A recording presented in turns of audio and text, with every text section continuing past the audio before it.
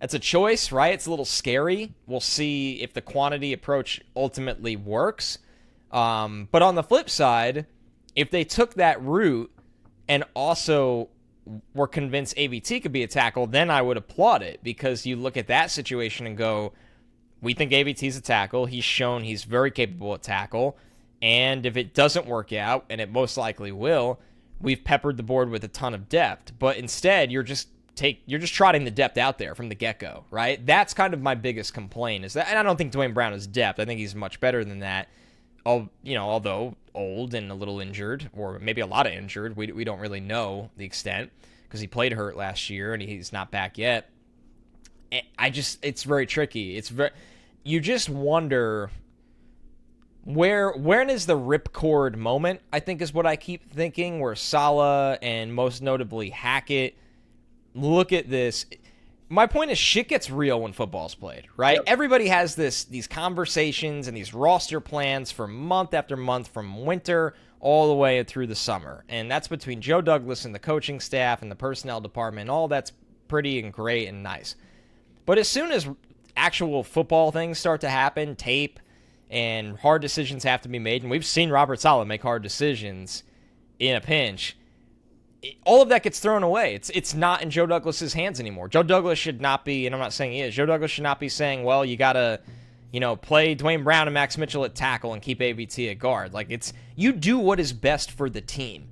And maybe we have the foresight, maybe we don't, that we could envision a scenario that there will be a point in this season where they need to do what's best for the team, and that might have to be playing AVT at tackle because the other options are not good enough, while the backup guard options are. So it's not the worst place in the world to be, but I'm just forecasting ahead. All of the great things of this team, and there are so many, and we've talked about them over and over again, that is, to me, the biggest elephant in the room, and I'm fascinated to see if we get to that point throughout the first 6 to 8 weeks of the season.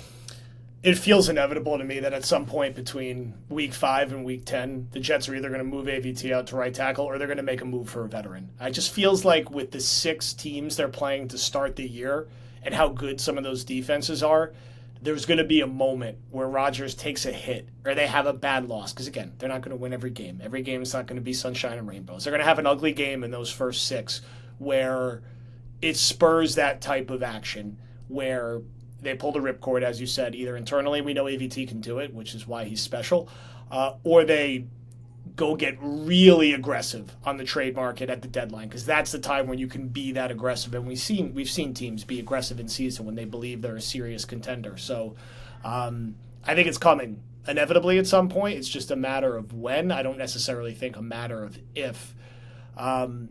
Last topic here before we jump over to the pod, where we're going to talk a few other things, some questions you guys had on edge rusher and a couple other moves, and we'll talk about some of the roster movement and preview Hard Knocks and Panthers game. It was a little more Turner specific, where, the question was basically phrased this way: is the Hackett and Green Bay connection the only thing keeping Turner on the roster at this point? Apparently, it's only a $1 million dead cap hit if he's cut. There's no way the coaching staff and front office can be oblivious to the fact that he's objectively been the worst player on the practice field most days. Do they keep being this patient if he's a turnstile against Brian Burns during the upcoming joint practice? I would say that, a lot of people will look like a turnstile against Brian Burns. He's really good.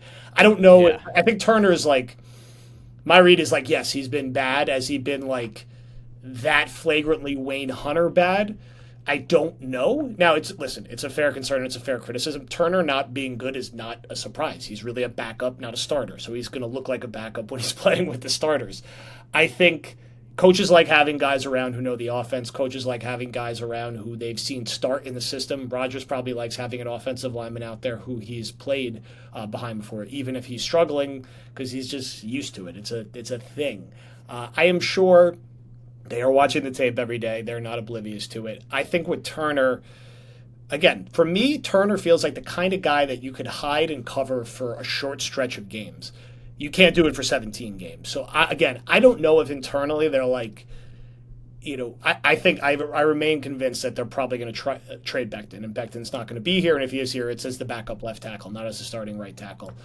So are they convinced that, look, could Turner get us to the bye week, and then we're going to trade for someone? Could Turner get us to the bye week, and then maybe Max Mitchell is really right after the health scare he went through last year? Can Turner get us to the bye week, and maybe Warren's ready by then. I mean, some of these are reaches. I'm sure they're not oblivious to his shortcomings. This is a guy who has a lot of pro tape, who, I would say is better than Connor McDermott was, but like not that much better. Maybe like 10% better. I mean, how much? I mean, they have some good blocking